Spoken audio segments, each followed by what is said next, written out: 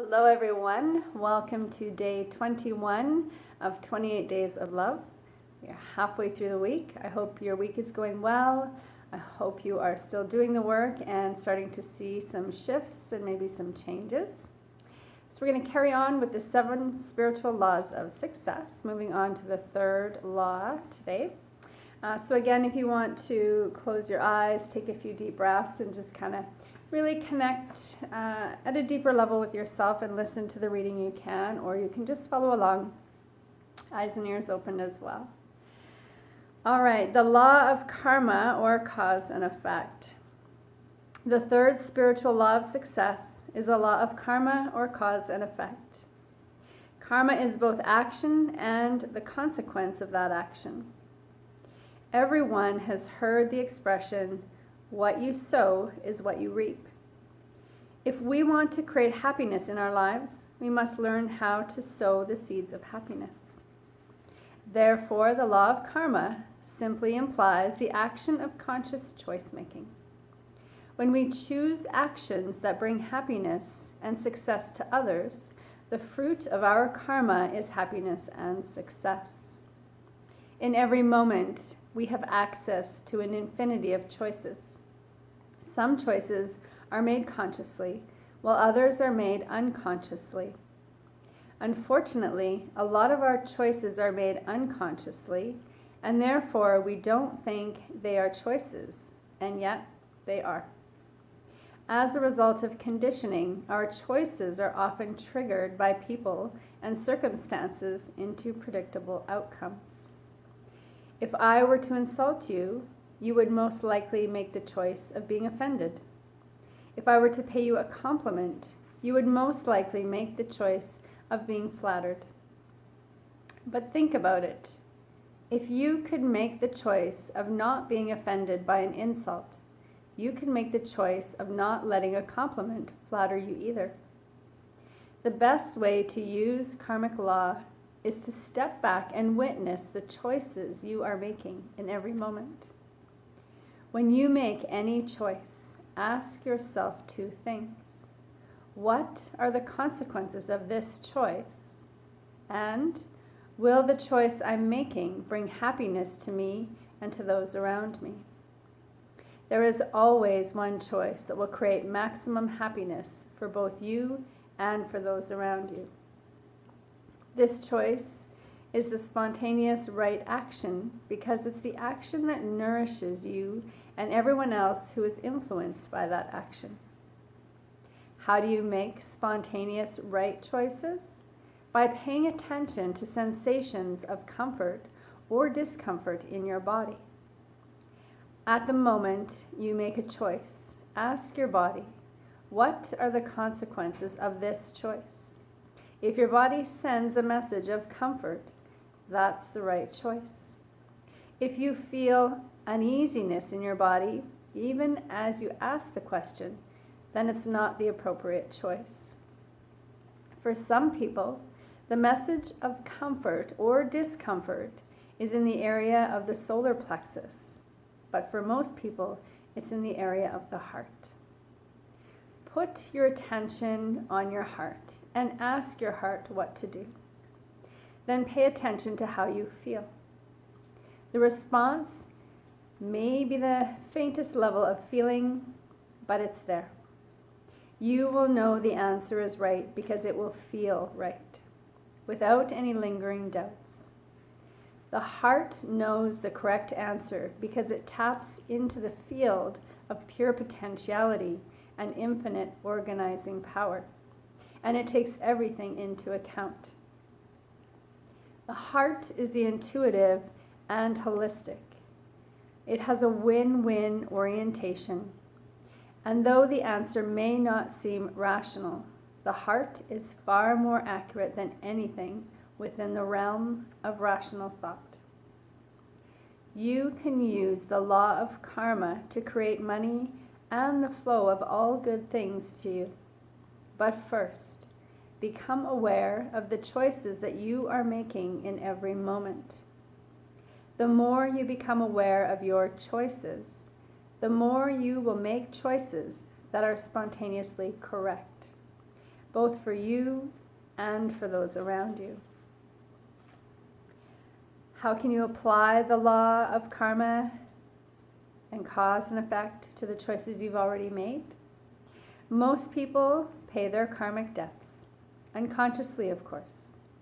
Sometimes there's a lot of suffering involved, but the law of karma says no debt in the universe ever goes unpaid.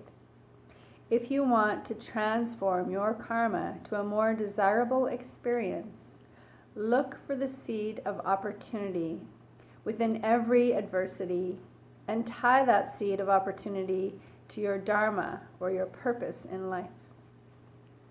This will enable you to convert the adversity into a benefit and transform the karma into a new expression.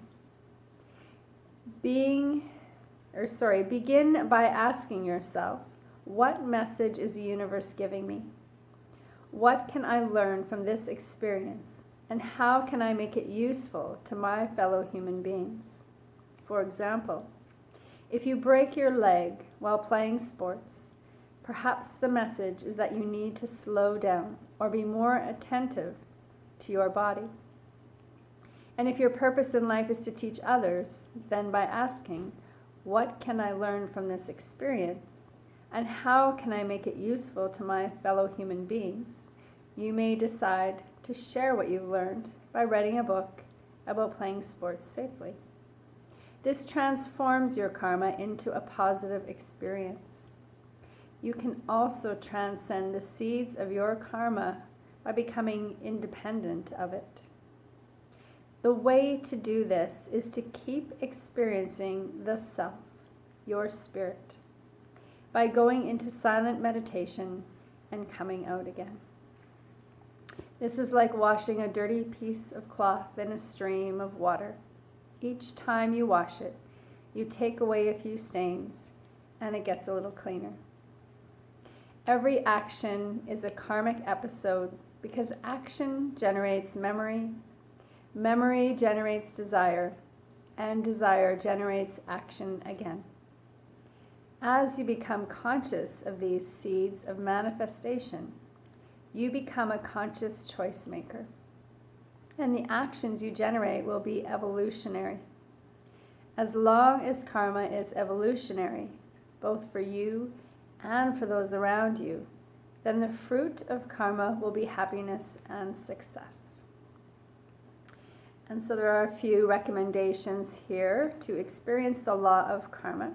The first is witness the choices you make in every moment. The best way to prepare any moment in the future is to be fully conscious in the present. Secondly, whenever you make a choice, ask yourself two questions. What are the consequences of this choice? And will this choice bring happiness to me and to those who are affected by this choice? And third, ask your heart for guidance and be guided by its message of comfort or discomfort. If the choice feels comfortable, go ahead with that choice.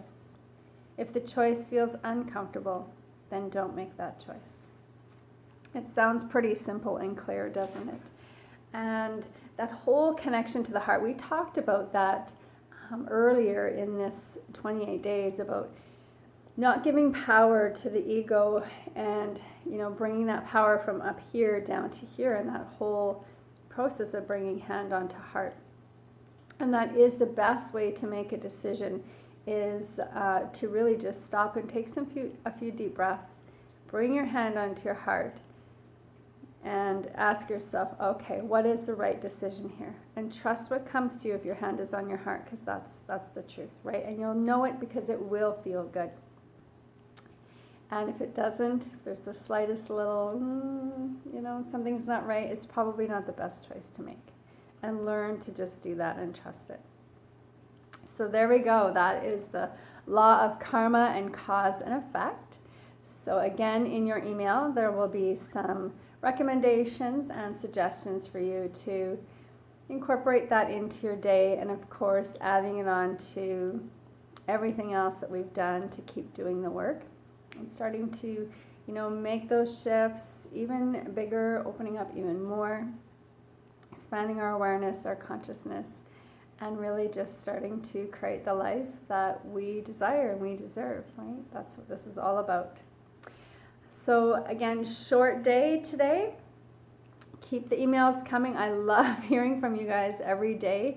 Most of you have gotten back to me about the gathering for March 1st, and I'm glad that several of you are able to make it, and I know some of you are quite a distance away, and sometimes there's other commitments too. So either way, let me know if you haven't had a chance to respond yet, or if you're just trying to sort out some details. That's okay too. There's still a bit of time.